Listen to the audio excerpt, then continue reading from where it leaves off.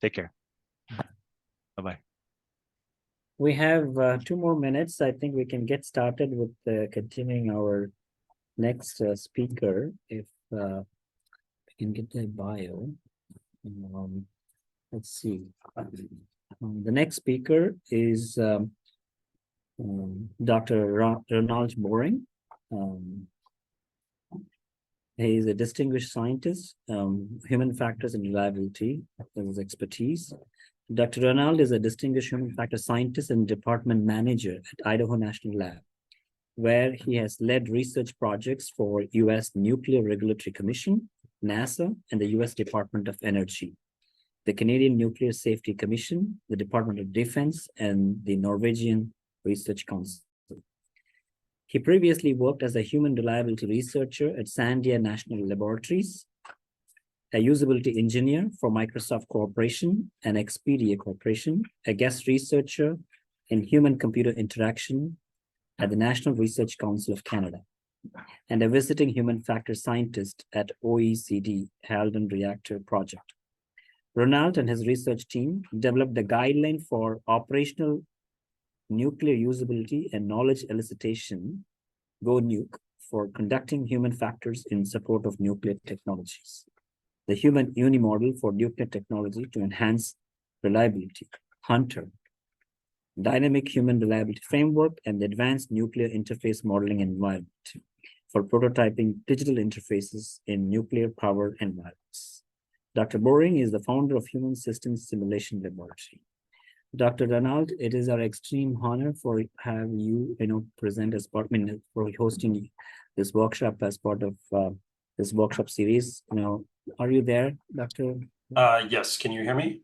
Yes, yeah. Thank you so much for being here today with us, and we appreciate your time. And the floor is yours. Now the big, the big attempt to share the screen. Let's see if it works. Yeah. I have a backup system. You had a cool ad. All good, Nuke, Hunter, and I think it was a nice acronym. Can you see my screen now? Yes, we can see your screen. Awesome. Okay.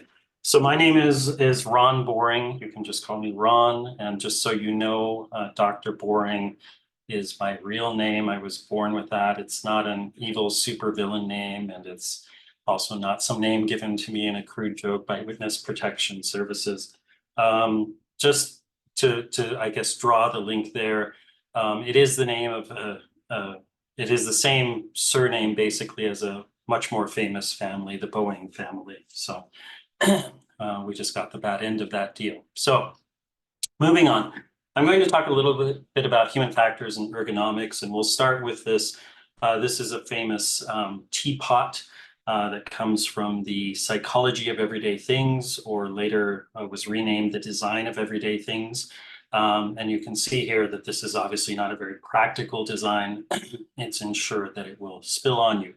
And as you look at this, it actually kind of sets the stage for what we are. We are the study of humans interacting with technology. And we've had some very interesting talks throughout the day. I've learned some things I've enjoyed. Some of my colleagues from the northern end of Idaho, especially, and into the Pullman area. So some very engaging talks there. So I hope I can continue in that strain. Now, if you break this down, and we often talk about human factors as involving those things above the neck, and below the neck is ergonomics. So you'll often see this HFE, human factors ergonomics. And what does that mean? Well, anything going on above the neck is essentially decision making, right? So it's your cognition. Anything going on below your neck is your physical body. Okay, and so that's a useful distinction. And most of what we do in our research is more centered on decision making. If you're dealing with a control system, you may have a manual control system that you physically need to actuate in some way. But more likely than not, it's a digital control system, for example. And so you're really using your noggin, as we call it. And so this distinction, I should also say, is primarily a US distinction. Internationally, we see the term ergonomics being used interchangeably with human factors. And so what are some of these human factors? I won't go into great length here, but just some to give you a feel for it. So you have things like the operator, And the human factors are the things that impinge on that operator's performance, like their mental and physical abilities, their limitations, their motivations, their personality, their experience. And then as we move around the circle going counterclockwise, we have the task, and you can think a task could be easy or complex. You have the environment. Think of a person operating in a noisy environment or a hot or cold environment or a poorly lit environment. Then you have health factors dealing with your physical health. And that could be acute things like stress. It could be headaches. It could be musculoskeletal disorders. And then as we move around, we have things like comfort, just your ability to sit or perform a task in an environment over an extended period of time. Organizational have to do with those things like the management, the regulatory structure, politics. We talk about things like safety culture in that space. And then you have the interface, which is the system that you're working with and the quality of that and the mode of interaction with that. And then finally, you have things like performance, which can measure things like your productivity or the quality of your work, your accuracy, your speed, your errors, or your situation awareness. So all of these things are factors that affect the performance of a human using a system. And I won't belabor human factors, but I think it's actually a quite fascinating history. And so if you go into the birth of human factors in the US, during World War II, psychologists were enlisted to help in the war effort. Now, by training, I'm a psychologist. You would not want to go into counseling with me because I'm not qualified in that. I'm more interested in how humans interact with technology or with systems. But psychologists weren't in that role prior to World War II in the US. And so as we started conscripting various people to support the war effort, you can see some of the things that psychologists could do right off the bat. So they could, for example, help screen aptitudes to determine where soldiers should go. And an example of that might be that someone who was particularly good with spatial aptitudes might be assigned to the emerging Air Force role. Or they could work on training. They were involved in educational things. And you know, in the first part of the 20th century, we had a lot of things like, for example, on intelligence testing. So that would allow you to screen. And then we had psychologists stepping in and getting involved in education. And if you think of the war effort, we had the need to train people very quickly to fill those wartime roles. And then something that maybe is a little bit secondary, but we were obviously aware this was not our first war. And we were obviously aware of some of the severity of post-traumatic stress. During World War I, that was known as shell shock, when the soldiers were stuck in the trenches in Europe, for example. And so that was a term that was understood already in World War II, and the need to help people overcome some of the traumas that they experienced in war was another thing. Now, that's not your first priority when you're sending people out, obviously. But we also had the advent of a lot of new technologies, and these were quite tricky. And really what we started to realize is no amount of screening or training could compensate for the difficulties of using that technology. And the example I'll use here, which really is, we do consider the birth of human factors, was the B-17 bomber, a Boeing 17, which featured this newfangled invention called landing gear. And what was happening is that upon landing, the pilots kept confusing the flaps, which adjusts, you know, how you're approaching, and the landing gear. And so what they would do is they would lift the flaps instead of lower the landing gear. Actually, they would lower the flaps, and that would cause basically the plane to go nose first without landing gear below it. So you end up with this nice picture here. Alphonse Chapanis, who was a psychologist from Johns Hopkins University, realized that the placement of the landing gear and the flaps was confusing. And again, he started to articulate what some of these human factors were. One of those factors was that those two levers were behind the pilots and not visible, so they couldn't really see what they were doing. But he also realized that the pilots had a very high workload while they're landing. There's a lot going on. Even to this day, this remains one of the trickiest parts of flying a plane. And then there was also things like turbulence, or just the natural airflows caused when a plane is landing, and those were considerable. And so what's happening is the plane is bouncing around and the pilots are trying to find a lever behind them. And so Chapanis realized that humans really couldn't be adapted to the design needed to be adapted to the humans. And this was really a change and shifting. We had done a lot of work on, for example, optimizing human performance in factories. Okay, that was something going in with the Industrial Revolution, and psychologists had contributed to that. But what we were starting to realize here is that there was a limit. They also realized, or Chapanis also realized, that it was nearly impossible to change the engineering of the planes. So, for example, to reposition the levers at this stage, because they were already built and they're pushing them out in mass production that would require some significant reworking. So the question was, would it be possible to make the function of the two levers intuitive? And as you start to analyze this and think about this as a psychologist, you realize that the pilots weren't really confused about what they wanted or needed to do. They had a pretty clear mental model.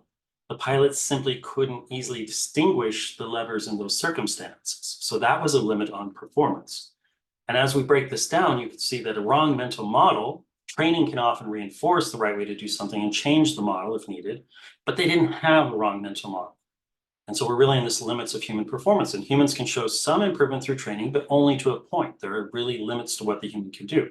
And so Chapanis addressed this by making the lever handles intuitive. And you can see a nice picture there of the landing gear and the flaps. And what he did is we call this affordances. And so the flat horizontal handle was the shape of a wing or flap, and the round handle was the shape of a wheel.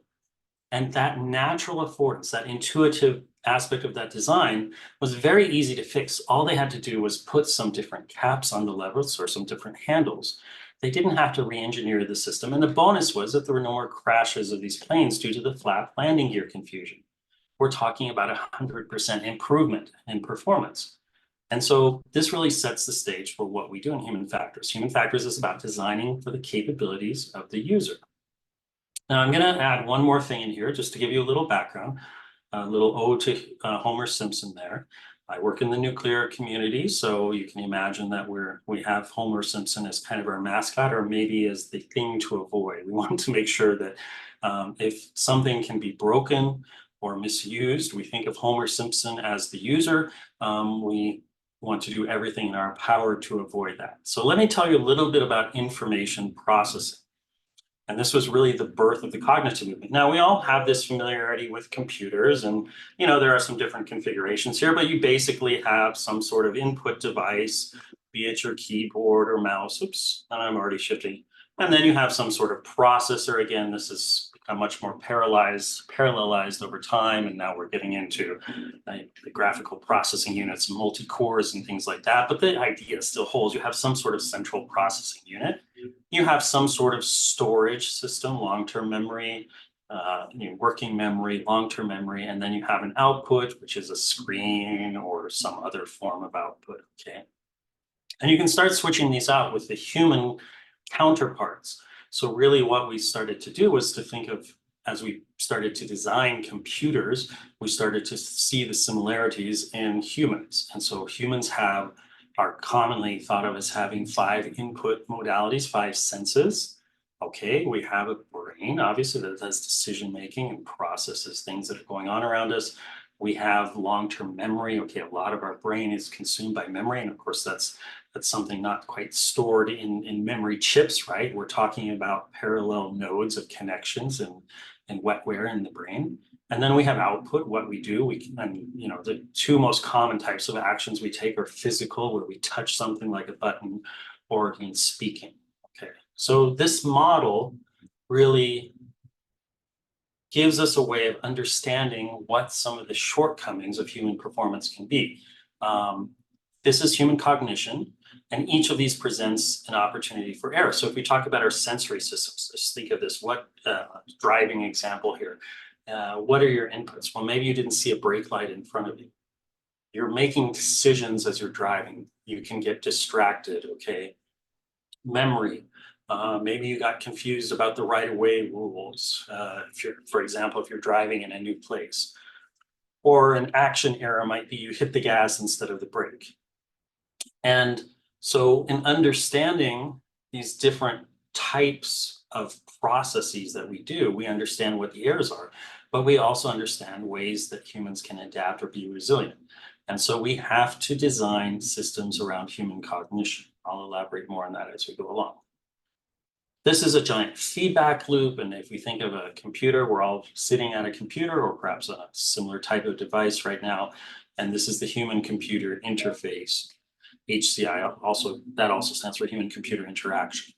And so the computer output, in this case, it's depicted as your screen. You're sitting here, you're watching me, hopefully staying awake.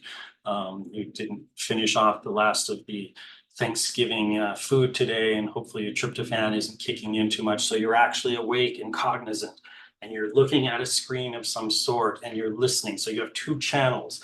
Those channels are coming from a computer or some sort of other device like your tablet or your phone. And you're taking those as sensations, as inputs into your brain. You're processing that information. And then, of course, your opportunity to take action would be maybe to mute or to leave the session, hopefully not during my presentation, but you have the ability to take action. And that action that you're taking is the input on the computer. And so it's a feedback loop. The output of the computer is your input. Your output, your behavior, your action is the input to the computer. Okay, and so we're part of this system. And if you were taking away one slide, it kind of has the overall message of my presentation here, which is the design philosophy. We talk about user-centered design. And it's not enough merely to design a product. A designer must identify the user. So you have to understand who's the user of the system and consider the respective abilities, needs, and limitations. Considering the user enhances safety, efficiency, accuracy, and effectiveness of a design. It also offers us the ability to increase the resilience of the user by designing for those things that they can fall back on. So an example of this might be, how do we get someone's attention? We might put light box alarms on a panel or something in a control room.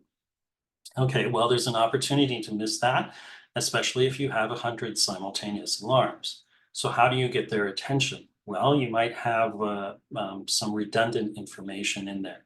You could add an audible alarm so they hear that something going on. You could have some way of prioritizing that.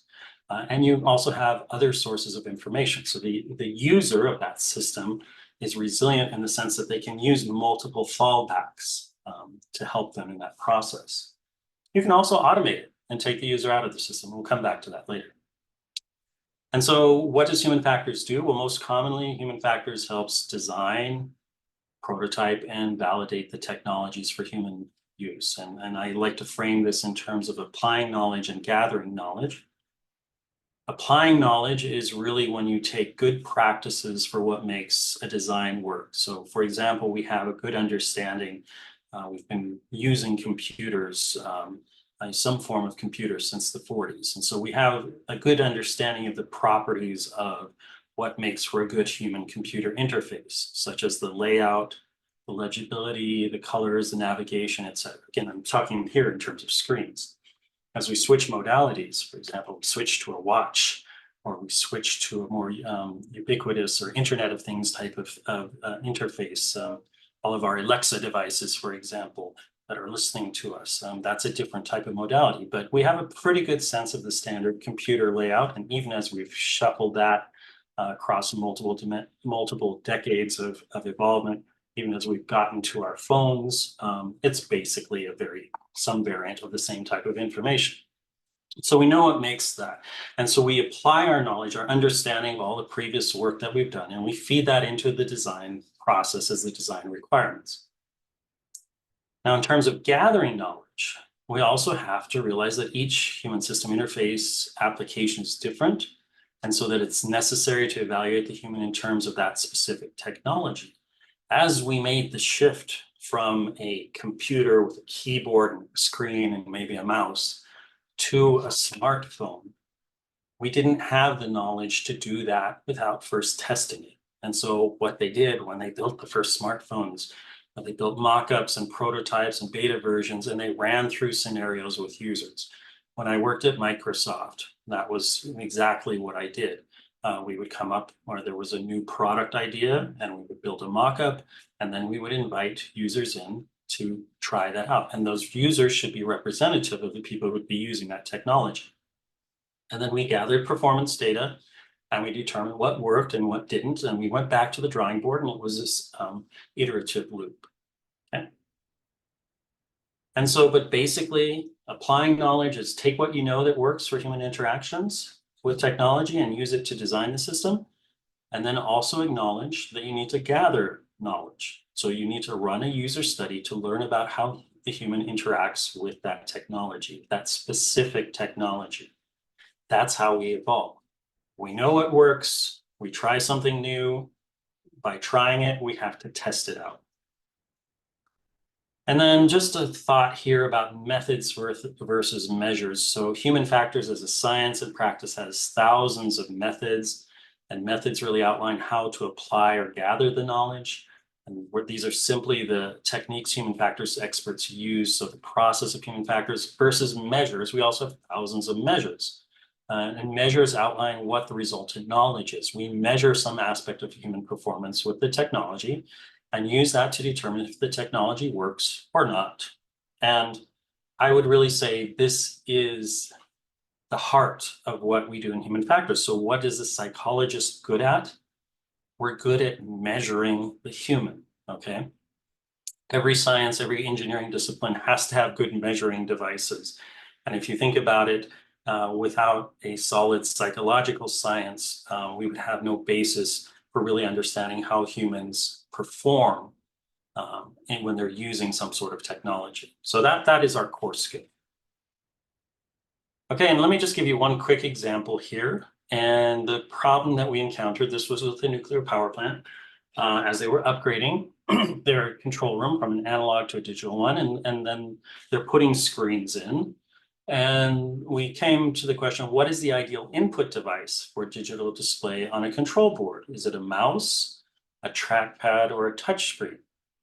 And so as we went through this process, we first applied knowledge. And so then we went, well, what do we know about or from what's been done before? And so we look at other digital systems in current nuclear power plants, and many of those are legacy systems from the 80s, and they predated current input technologies. So we really couldn't generalize too much from that. They did have keyboards in most cases, but that was about it. So then we look at surrogate systems. We often look to aviation because a cockpit is not unlike a control room. And it's also undergone its own evolution and modernization over the years. And so as we looked at surrogate systems like aviation, we see that they had actually decided against touchscreens because of turbulence, okay? And it's not a good thing to be trying to land a plane and not be able to have your finger land on the spot on the screen you need to activate. So this was not applicable, obviously, because we have minimal turbulence in our control rooms, hopefully. Then as you're going through, combing through other things, you see that there's this phenomenon called gorilla arm syndrome, and that your arms get fatigued using a vertical touchscreen. So it's an applicable finding, but not conclusive enough to make a design decision. So what we did then is we went about gathering knowledge, and we ran a study and to see what actual operators would do. And so we set up a little kiosk in the break room in the training center, actually, and we had interesting thing for those of you into statistics. We didn't use statistics because we actually had the entire population of operators. We didn't sample, we had the entire population. And so we used a prototype digital control system in front of the operators. And each operator tries out a simple task using the mouse, the trackpad, and the touchscreen. And then we had two types of data we were gathering. So one was really preference-based and the other was performance-based. So preferences, we asked them what they liked best, and they all, well, for the most part, statistically, oops, I used that word again. They liked the touchscreen overwhelmingly, okay? But then as we went through these trials with them, these tasks, these representative tasks, we found that using the touchscreens, there were accidental activations, and some of that could be trained out, perhaps. But one of the things that the operators do now is they're using the analog boards is they will often push, they'll touch along the boards or point at things. And when you're pointing at something and it's a touch screen, that has a different meaning than when you're pointing at something that has a physical switch, right? And so we had a lot of accidental activations with the touchscreen. Now you can also design around that. I said you could train around it, and you could design things, for example, have confirmation pop-up windows. Do you really want to trip the reactor? You know, those types of things.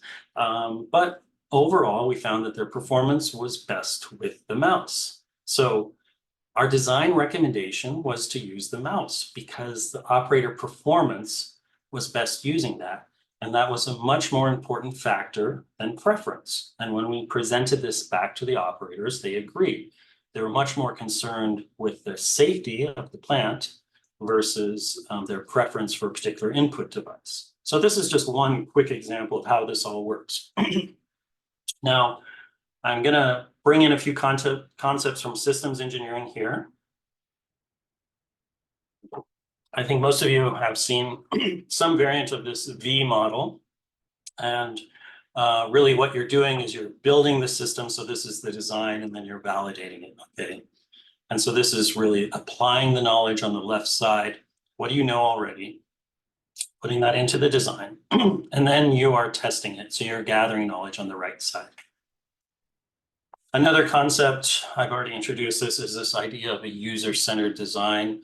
And so you do, it can be broken down into various forms, but here's a nice 4-stage version where you do some preliminary analysis. Often that analysis involves doing some operating experience review or surrogate industry reviews to see what's been done. You build an initial design, you evaluate it, you iterate it, and eventually you get to the point where you're comfortable that the design has met all of your requirements. It's met the performance goals, which means 100% performance usually, especially in a safety system like a nuclear power plant. You had 0 user errors, and then you go to the implementation and deployment stage. Now, I won't get too much into nuclear here. That happens to be the area I work in, but we have a couple of key human factors nuclear regulatory guides called new regs, and these also kind of map that idea of applying and gathering knowledge. So new reg 0700, there's also a MIL standard 1472 that's very similar. Some of you may be familiar with that. IEEE has a few standards as well, but it's a human system interface design guideline. And really it provides a compendium of principles of human factors that should be considered for the design. Okay, so this is your list of everything that we know that should be applied in the design of an interface for a nuclear power plant. Now, when we go over to gathering knowledge, New Reg 0711, which is a human factors engineering program model, this provides a process for gathering knowledge as part of the design and implementation. And I only mention these again because I work with these every day, but they're also, you should know that there's similar guidelines found in most industries. So whatever your industry is, and if you have an interest, email me and I can help you locate some of those. And so this is what it looks like in New Reg 0711, this process, and you can see it's got 4 stages: planning and analysis, design, verification, validation, implementation, operation. And this conveniently maps very well to the V. You're going through designing and evaluating. It also maps very well to the user-centered design process. In fact, the headings are almost identical. So just to kind of give you some basis for how we do this. And if you think of this, I talked about methods and measures. These are your methods. How do you go about doing these? And measures are where you're validating and verifying. Okay. Now, in reality, you use specific methods to gather specific results and measures. And one more concept I want to introduce in here is formative versus summative. Formative is early in the design. The design is still being formed. Summative is when it's complete and it's being summarized or validated, and that's late design. And what's important about this, is I need to be careful about touching my mouse. It's an Apple mouse and it likes to do strange things. At the early stages, you're really informing this design. You might have more qualitative emphasis on the types of measures you're gathering. Later on, you want to actually validate the design and make sure that it works, that it passes inspections. So doing the factory acceptance test on the human performance using that system. So I'm going to talk a little bit about human factors at INL, so hopefully you'll oblige me a little bit of that, and it's not too tedious to hear about some of the things we do. But back to this three-stage model, this trio, the human factors capability trio, as I call it. Let's talk about some of the design activities. So here's our human system simulation laboratory. And that is a full scale, full scope, which means high fidelity research simulator. It's also reconfigurable, means we put up different plant models. And this really is our design environment. It's our test bed or our test lab for human operators and the systems they use. You can see here that we have empty seats. We have operators sitting down. Those are usually the shift supervisors. And then this particular legacy configuration, you have operators standing at the boards. These are obviously digital mimics of analog counterparts, and then we introduce digital technologies into those boards, okay? Now, and I just should mention that most of our work is nuclear, but we have other test beds. We're doing some work with accelerators. We've done and continue to do some cockpit work, and we're working with NASA on long duration space flight. So the principles all apply. I'll just mainly focus on nuclear here. And so let's talk about prototyping. This is one of my favorite parts here. So you have here on the left, this is a turbine control system. And this is a largely analog system. So it's blurred a little bit, so you won't be able to zoom in that much, but you can see you've got gauges and switches. And then you have something kind of digital there in the gray in the middle on the left. That was an early digital turbine control system. It has all the qualities of an old Hewlett-Packard calculator, including reverse Polish notation, but it worked, but it was becoming obsolete. So they needed to upgrade this. And here on the right, also a bit blurry, unfortunately, you have a distributed control system, DCS display. And so that's a single display, or sometimes we have multiple displays that we put on there that would replace a lot of that system. So the question is, what goes from that old system to the new system? What do you keep? What do you replace? And this is really a fundamental part of the way that we do these upgrades in nuclear power plants, because they're very complex systems. They have somewhere in the order of 10,000 indicators and controls in the control room. And it's also very costly to take them offline and replace control rooms. So there are some guidance documents. For example, Electric Power Research Institute published some nice guidance in the early 2000s on how to update a control room in 6 months or a year. Now, the problem is these are generating revenue. You're looking at $2 to $3 million a day. I cannot, in anything I do, justify taking a plant offline for $1 billion to give it a shiny new control room. So what we do instead is we have outages every roughly 18 months at the plant, and we do one system at a time. And so we keep some combination. You have these so-called digital islands along with some analog systems. And gradually, as you go around, every 18 months, you replace one key systems. And over the course of a decade there, you get to the point where you have a fully digital control room. And at that point, then you're also able to lose some of the analog and do a further stage of refinement, a further stage of digitalization. Here's just an example of what one of those DCS screens might look like. This was one that we were actually comparing different designs just to see, do the aesthetics, everything is functionally identical here, but do the aesthetics matter? And so we have here kind of a legacy 3D stylistic approach that was quite popular in the 90s. We have here what is a very conventional DCS approach, kind of flat, some colors. And then this is a neumorphic, actually this is not a neumorphic, this is a flattened design where you basically have taken most of the color out. And we've just published a nice journal article on this if you're interested, but turns out that, of course, preference goes towards these brighter colored things, but performance starts to get better here. You only use color to draw attention. So you're not confusing people with a colorific display, okay? And this design is called dull screen. There's also a beautiful paper, not beautiful, I'm teasing, but When Dull Screen is Too Dull by Boring. I had to write that paper, right? Okay, and then we get into advanced visualization. So this is a turbine control system, but you're starting to present more complex representations. Remember, our operators are experts, okay?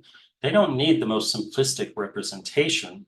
they need a system that they can look at a glance and get key information. These are like chess pros, right? You look at a board and you one quick glance at the board and you can already look ahead several steps versus an amateur chess player who needs a simplified representation. So this was a testing out of some different concepts there. Here are some things like intelligent operator aids that we've added. These are called COS, Computerized Operator Support System.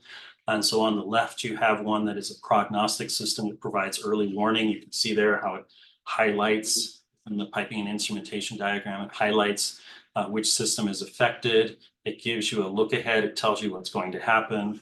And it gives you procedures. And it also gives you some nice alarms that tell you a lot more than just a flashing light. Okay. Here's one that we actually use for cybersecurity and a turbine control system. So you're actually looking at when there's an intrusion into a cyber system, can you inform operators well enough that they can respond and do the appropriate mitigations? So again, that's kind of the last resort. A lot of our goals of cybersecurity are to prevent any sort of penetration into the system. That said, if something gets into the system, how can you recover? So that's building resilience into it, into cybersecurity. And now we have some advanced applications. So as we start to go into renewable energies, as we know, wind and solar are not 24/7. So there's a need to complement those when there's no wind or there's no sun. Nuclear power plants historically aren't very good about ramping up and down. So what can you do? You can divert some of that steam for other uses, other industrial uses. In this case, it's to use for hydrogen production. So when the renewables are strong, the plant keeps running. You don't shut the plant down. You just divert the steam to use it for an industrial process to produce hydrogen. And here's a system we developed and tested out with operators to see if they could use it. And they could. And then I had to sanitize this, but I mentioned that application where you have these advanced control rooms. And as you get, first of all, as you're modernizing existing control rooms, you're digitizing everything. And you reach the point where everything is digital. And then you can start looking for what is your end state. Once you finally achieve full digital, what does that look like? We also then designed control rooms for advanced reactors. And one approach to this is the simulators are quite complex because they represent complex models. And so we've developed some simplified simulators that allow us a more agile development process.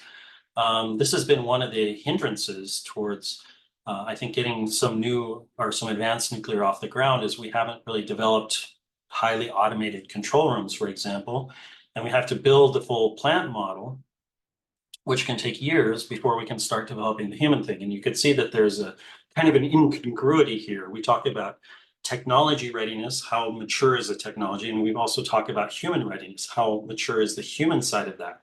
And by developing some tools that we can start prototyping the human interface sooner, we can kind of do those in parallel rather than finishing up the technology and then waiting a few years to figure out what the human system will look like. And then finally, we get to this part of the evaluation part. And so here is, believe it or not, those are actual operators in silhouette. And they're using here one of the computerized operator support systems. And so this is an evaluation. I've just taken a picture here. It's actually a still from a video. We're actually recording their interaction with it. So what are they saying? What are they pushing? What they're having some discussion here because they rarely work in isolation. So what is the nature of that conversation? What are they figuring out as they stand back and look at the system? Here we have some eye tracking. So eye trackers, they wear glasses. This is a previous generation we had. And so you can see where the operators are looking. And then you can develop various forms of data from that. These are heat maps here. And you can see there are 3 different screens, okay? So 3 different versions. One is the top is the traditional all analog board. And you can see the operators are kind of going around through different systems. And so you don't have a concentration of one big heat map. You have different parts that they're looking at as they're surveying the boards and activating systems. Okay, in the middle there, we introduced many of the vendors have a 2-screen DCS, a digital system. And so we introduced that, and you can see that the operators are almost getting a tunnel vision. They're almost entirely using that. Now, the problem with that is that we haven't completely eliminated some of the things off to the side. And so the question is that good or bad really depends on how reliable are the screens there in the center. Now, in the bottom one, you can see we introduced, you can't see the screen here, but there's actually an overview display. So the same two screens that you had from the vendor before, and then you have an overview display that gives them key information. What you can see here is that they're looking at the overview displays, and then they're verifying with other indicators, okay? And if you think of a cyber environment, if we move them all to this, for example, there's some redundancy here. These are analog indicators and controls. They can't be hacked very easily. And as we shift here, we have redundant information.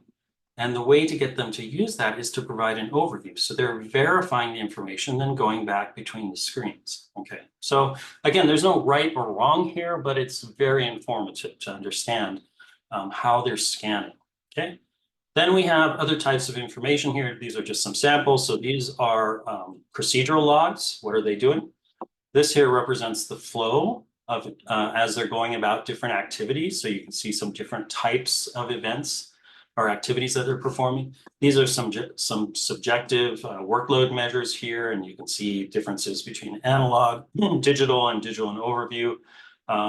And these are a different way of representing some of the eye tracking data. So it's really fixation points, and you can see over the course of time where they're spending more time across different systems. So I just present that as a sampling of the types of data we can collect. And I want to move you into this GONUKE, which was in my introduction, Guideline for Operator Nuclear Usability and Knowledge Elicitation. GONUKE, catchy name. We tried to make t-shirts. No one ever bought any. No, they weren't meant to be sold. But what I want to show you about this is it's really an attempt to capture the different types of data and different types of evaluation that we can do. And so you can see there are different evaluation phases, and they range from this early stage up through once it's implemented and operated.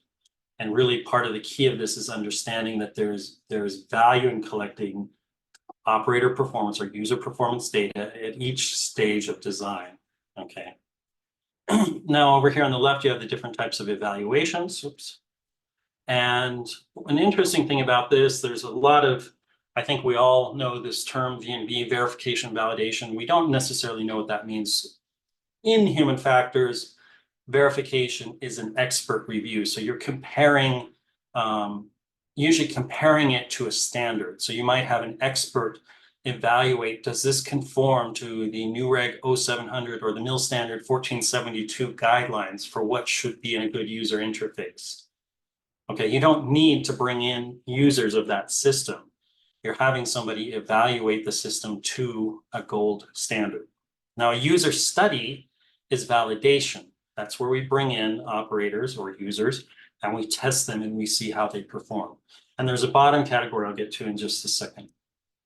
And so what you see is, especially in the nuclear arena, there's a lot of emphasis right here on this integrated system validation, which is just a psychological term for factory acceptance tests. So you basically completed, you're in the summative stage, and you're bringing in some users, some operators, and you're testing them on a subset of scenarios to see how they do. Are they able to complete the tasks with the performance? If yes, stamp it, accepted, move on. You've got your regulatory approval. You're doing great. Go ahead and implement it, okay? Now, the problem with this is that it actually, and there was such a heavy emphasis on this, especially in the US regulatory environment, that we tended to de-emphasize other valuable types of information. And what's important here is that if you complete different parts of this, you're actually showing a trajectory towards success. So you're gathering information that gives you more confidence that you will succeed in the actual use of the system. There was some resistance, for example, by utilities to share early design studies because the operators were actually making errors and they felt that this didn't reflect well. We're used to our operators being our top guns, really on the top of their game, and we don't show weakness. We don't have high human error rates. Well, the problem is, of course, using a system that's not mature yet, you're going to see those errors. And the point is not that they committed errors. The point is that you fix those errors so that they won't recur in the actual system. So there was a lot of shifting the mindset to get people to understand that there's value in presenting early performance data, even if those performance data aren't the way you wanted them to be, because hopefully you improved on that performance in redesigning it or improving the design. And so what we see is if you really only focus on this factory acceptance test or integrated system validation, you're only looking at the final exam. And I think, I know we have many students on here. Probably most of you are quite happy to have some sort of continuous evaluation, that all of your knowledge is not tested on one exam or only on that exam, but there are different ways of demonstrating, for example, through homework or through quizzes or through tests throughout that show that you're learning. And even though you may goof up in one of those, you have an opportunity to demonstrate that you successfully learned the material later on. So now one more point here, this knowledge elicitation or epistemization sounds like an unfortunate medical procedure. This is something that we coined, and it was really dealing with the fact that we had expert users, trained reactor operators who were using entirely manual systems. And we're trying to create digital systems to enhance their performance or enhance their use of that system. And so what we have is really, there is no control system. The control system is in the head of the operators. And how do we translate that? And that's what this knowledge elicitation or epistemization portion is. And it's really capturing the expert operator knowledge to design a new system. And then we just have a few photos from some of our workshops. You can see it takes a lot of people here. But here's an important one. My favorite thing is what you don't realize is a gentleman over here are the operators. The person taking the notes is the designer. He's learning. He came up with an initial design. They're telling him what worked and what didn't work after trying it out, going through screen by screen. This is epistemization. This is transferring their knowledge that's in their head into the interface. And that may be a specialized case, but I think we'll see more and more of this as we start, as systems transition, that things that were previously manually performed, we have to have some way of translating the human knowledge into a control system.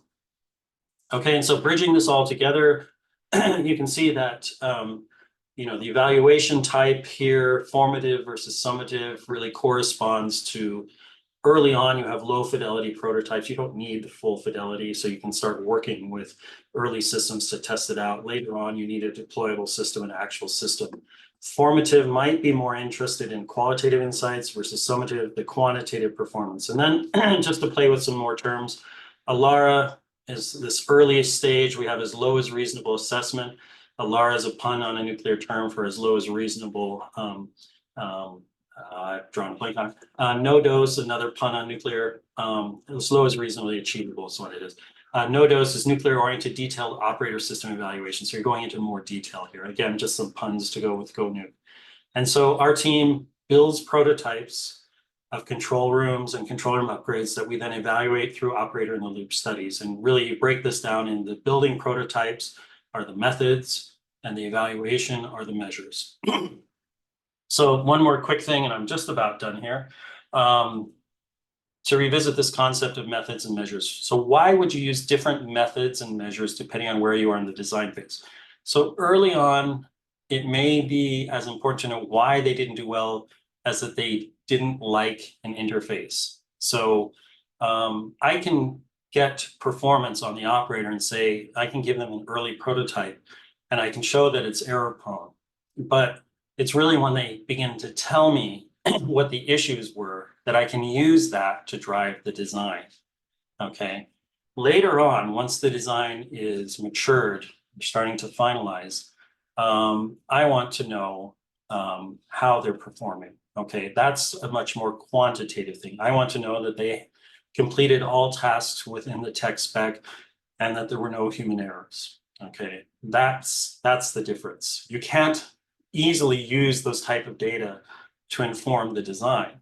They can tell you if the design works or not, but you have to have some form of qualitative insight to get into the operator's head to understand why something worked or didn't work. And you can use that, translate that into the design. So this is my summary slide here. And I hope there are 4 concepts that you took away in designing for human resilience. The first is that it's important to understand human limitations.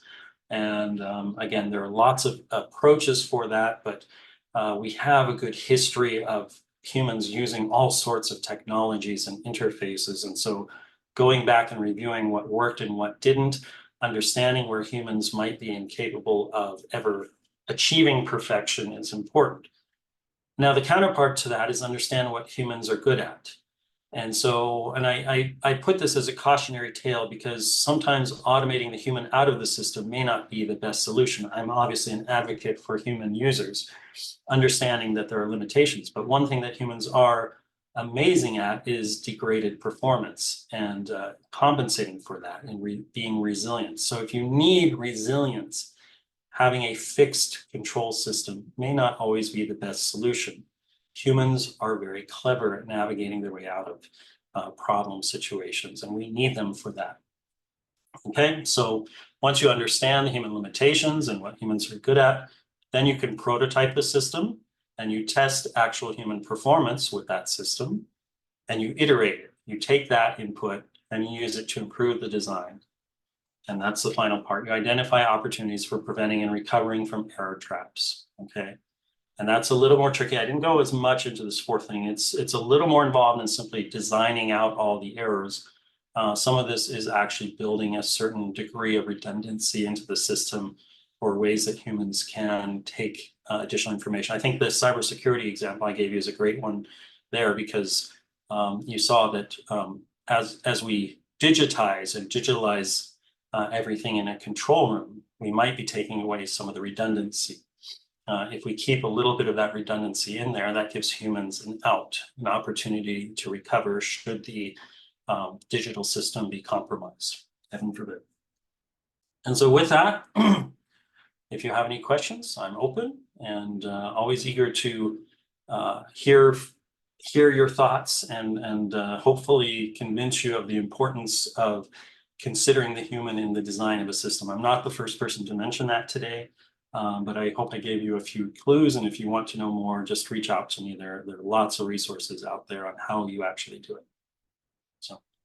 Thank you so much, Dr. Ron. I think it was fascinating, your presentation, especially enjoyed, you going over, the difference between methods and measures and, on those very simplistic iterative process of design and prototype and evaluate how still it matters in the human interaction with technology.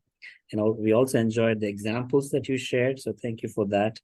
And now it's time for Q&A session, so folks can able to put their questions on the chat or the Q&A, so we can able to review those Q&As. While we wait for the question, maybe I'll start with the first question. You talked about, any of those examples, do these interfaces talk to each other, in terms of, data feeding from one interface to another interface, is that something that you see?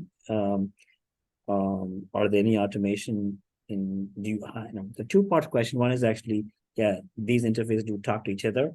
And how do you see, AI play a role in any of those evaluation process, and whether design, evaluate, or prototype, process? What is your futuristic? So the systems can talk to each other. That's actually been one of the stumbling points towards automation, where we've had automated systems in isolation, and they can get into this oscillation where they're getting feedback. So one system is compensating the other automation system. Disjointed automation system is kicking in and compensating for that. And so you get an oscillation. So it's actually, I'm sure you know this, but it can be quite hard to achieve steady state in that role. Versus if there's some understanding between the two systems that they're connected, you don't have to, they aren't compensating for each other. So you have to build that. The architecture of these control systems, they can be as integrated as you want. They're usually on a common backbone, digital backbone. So it's a SCADA system of some sort, and you can bring in all the data. It's just a matter of using that. And then your second question was on automation. What specifics are, I'm just trying to, which of these, domains of, design, prototype, and evaluate, do you see, AI play a big role in any of those individual buckets? Do we see, based on your experience, on the projects that you handle, do you see this AI rolling in very extensive? Yeah, so that's actually one of the interesting things as we start deploying more AI. Going back to this need for testing, we don't have all the rules spelled out. So for what is good automation, what is not. Of course, we've been studying automation in some form or another. Well, I know there were congressional hearings going back to the 40s on automation, and there have been a few things. Paul Fitz had what was called Haba Maba, humans are better at, machines are better at. And what's interesting is the list of machines are better at keeps getting longer. Humans don't seem to be improving much. So we're taking on more and more of the human role. Humans used to be much better at decision making, right? We actually used to be better at pattern recognition. No one would claim we're better at pattern recognition than some sort of machine learning algorithm now, right? So so it's changing, and that's where I say we have to be testing these, and that's exactly what we're doing. But it's coming in. What we don't have is clear guidance. Okay, we know levels of automation. We know where they should. We can strive for different levels, higher levels of automation. Where do we take the human out? What's appropriate? But what we haven't done as well at, and I think this is where you have this field of explainable AI, for example, where you're trying to make sure that people understand what the AI is concluding. And that may be a strong term. The AI doesn't necessarily conclude, but it comes to an end point, right?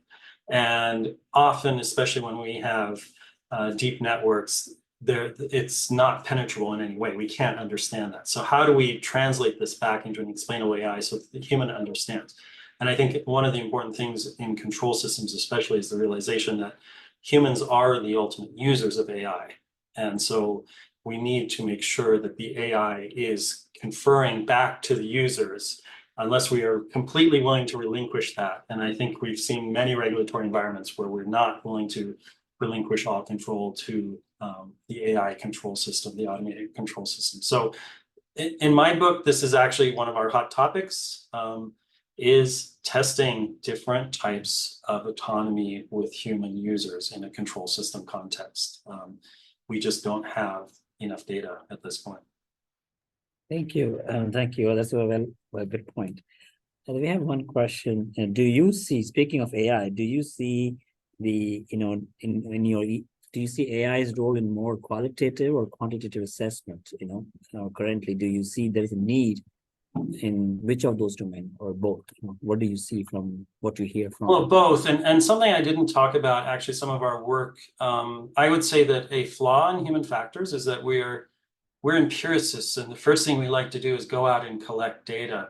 And we've actually been doing a lot of work now on building digital human twins, and so virtual operators. So can we begin to use them in this testing capacity where we don't have to always use real humans, right? So we have a system, but it's not a perfect automation. Okay, so I can automate the control of a nuclear power plant. Okay, the problem with that is that it's perfect. Okay, now humans get stressed, they get tired. I can build that into my automation. Okay, and so I have a flawed automation that acts a lot more like a human. So we can start testing out, well, what happens under these contexts? And the problem is always when we're doing empirical work, we're sampling scenarios, right? We're saying this would be a worst case scenario, but we always overlook something. Unfortunately, we can't test the full sphere. Well, as we start automating that testing process, that human testing process, we can actually test the full range and see what happens. And then we can start red flagging. So to me, that's the area. Okay, this system, we've run this through the full spectrum of possibilities for operating this plant under whatever circumstances, okay? And it's red flagged a few areas where the human didn't, or the virtual human, the virtual operator did not do well. That's where I go back and I do the empirical data with actual humans, but it helps me identify those problem areas. I don't know that fully answers the question, but we're using that in a risk framework. A lot of risk is quantitative, but it really comes down to categories, good and bad, or good, not so good, bad and terrible, right? That you mentioned that, slide, yes, we need to recognize our human limitation. Now, we also want to make use of AI for virtual assistant, but they also have limitations. Right, right, no, but that virtual limitation may be gone in 6 months, right? That's the problem. So it's a constantly evolving technology. So I'm not worried about being out of work anytime soon with the advent of ever increasing amounts of automation. I just think we need to be smart about how much we trust it and how much we can use it really as an engineering system. And engineering can also be the human part of this. Are we prompt engineering the human factors? We're not quite there yet. I think we will start seeing some solutions in the very near future. And then we have to see how much we can trust that and how much it's actually perhaps opening up doors. We have some papers now coming up on it's unanticipated modes of technology. So it's the Boeing 737 MAX case where they introduced a leveling system, kind of a system in isolation, and unfortunately we had several groups of pilots who didn't understand what was going on. Could our systems be used? Could our evaluation systems be used to anticipate that? Because we have to, because we're going to have more and more emerging contexts. We can't test as humans, as engineers. We can't test every permutation. I think you mentioned error traps, right? What are those error traps? I think cool. So anyway, lots of things there. So I hopefully it gives you a smattering or some interest. I'd love people to follow up. We need engineers who are passionate about the humans who will be using those systems. I can't do that because I'm a psychologist, right? I don't have the engineering skills to do this, but working together, we can do some amazing things and make the world safer. Super. Thank you so much, Dr. Ron, for your time today.